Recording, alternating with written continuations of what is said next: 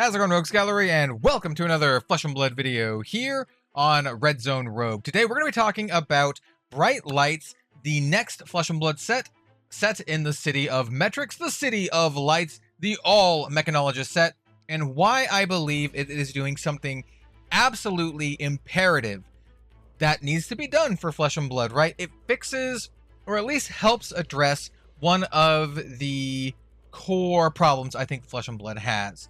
And we'll talk about that. We'll talk about that and why I think it's so good and why I think Bright Lights is poised to help change things up for Flesh and Blood for the better. So, yeah, let's do that today. If you like the video, if you like the content, please subscribe, like, comment, all that good stuff, and let's discuss it because I think Bright Lights is doing some really, really cool stuff. And it all actually centers around this. So this is the image that they made for a new format for Flesh and Blood called Crack Shuffle Play.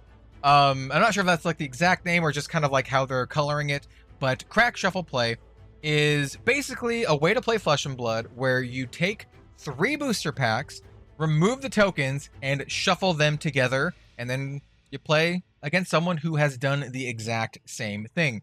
It's pretty simple, right? And they're able to do this for Bright Lights because it is an all-mechanologist set. All the cards will work well together, right? There's not going to be any like illegal cards in your deck. It's just all meant to gel together.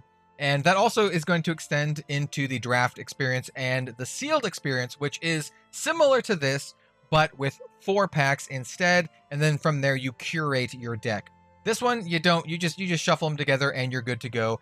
And I think this is brilliant for a number of reasons. I did say that I think this is something that helps address one of Flesh and Blood's chief problems, I guess you could say right now, at least one that I have identified, and that is new player acquisition and retention, right? And why I think this helps with that is because this is insanely approachable for new players. This is probably the most new player friendly way to play the game outside of playing like the Ira welcome decks or the Blitz starter decks. And I do believe that the newer Blitz starter decks starting with Outsiders are incredible.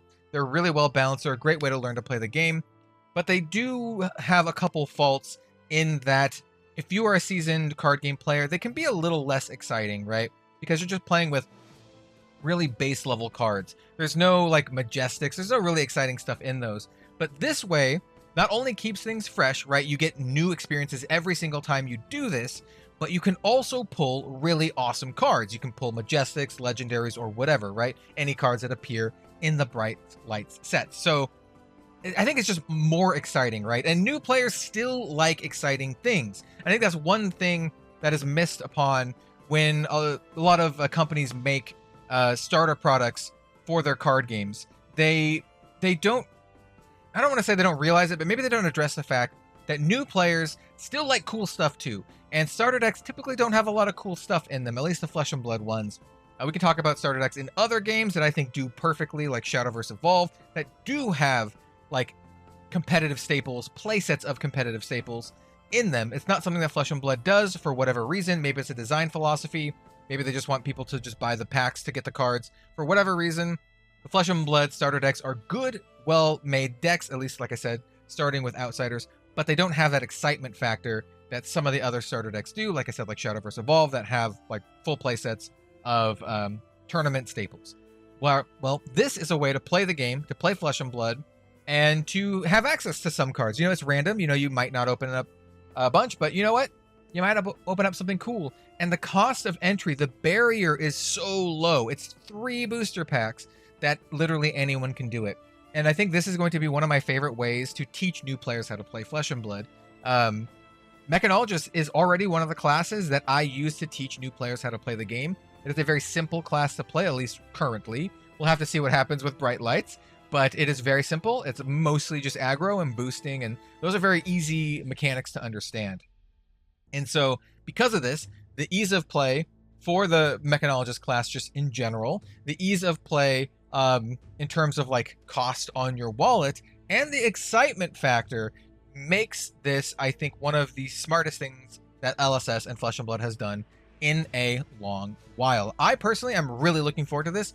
it sounds like so much fun just shuffling up 3 packs and playing. I used to play kind of like this in Magic, actually, back in the day. My brother and I would play what we called Pack Wars, right? And that's where you open up a booster pack of Magic, don't look at the cards at all, and then shuffle in like 5 of every land. Maybe it's 3 of every land. I don't remember exactly how much it is, but... And then you just play. It's fun. It's fun. It's like jank, but it's fun. This seems to be a lot more tailored, right? Where it's meant to be like this. All the cards, like I said, are mechanologists or, you know, generic or whatever, and should synergize well with each other. Yeah, this is it's great. It sounds like so much fun, and it also gives you like ways to play with your booster packs other than just cracking packs and be like, okay, what chase card did I get? Yeet all the commons and rares. Okay, what chase card did I get? Yeet them all. So, I really like this, and I do want to talk upon one more point, and that is the difference between this and sealed, because it's very close. 3 packs versus 4 packs. The difference is in sealed, you pick and choose what cards that are going to go in your sealed deck. You have a full 15 more cards to work with in this particular format, right? Because you're using 4 booster packs instead of the 3 for the crack shuffle play. I think this is great for new players because they don't have to do the decision paralysis dance, right? Where they're like, oh no, do I pick this card? Do I play this card? What ratio of pitches? Do I want more blue pitches or red pitches or more boost cards or more items?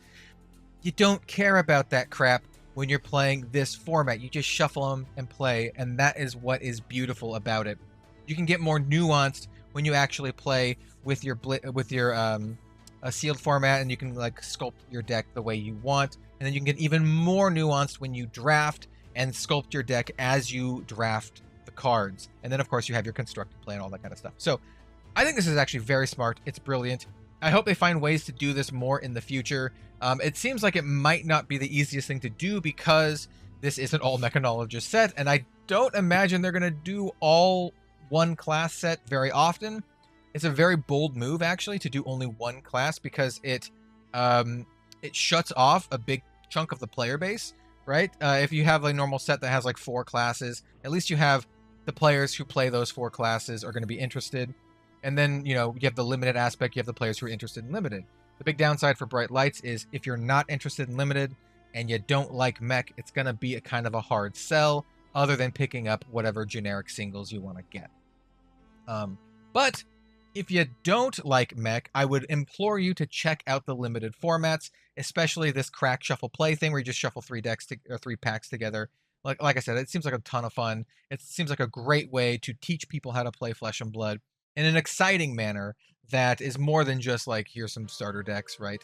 They might open up something cool, and like that's like the best part. And it's also exciting. It gives you like this almost like roguelite element. If you know me, Red Zone Rogue. Turns out I also really like roguelite games as well. That's not where the name comes from, but yeah. So I'm a big fan of this. I think this is smart. I think this is something people should talk about more. It seems small, but I think it's actually huge. So thank you for coming to my Flesh and Blood TED Talk talking about the new Bright Lights set. It's something that I've been thinking about ever since I did that first like reaction video talking about Bright Lights. Yeah, I can't praise this enough. So big kudos to LSS and Flesh and Blood. I've leveraged some critiques on some stuff recently, and that's because I care and I want the game to succeed, and I want folks to go and play Flesh and Blood because it's my favorite game, and of course I want more people to play my favorite game. So thanks for watching, everyone. I think Bright Lights is going to be an awesome set. Even if it is just all mechanologists, I think it is very bold, and I think they're doing some really interesting stuff there, especially with this crack shuffle play thing. Yeah. Thanks for watching, everyone. That's it. That's all I have to say. Bye. Boing. Jason.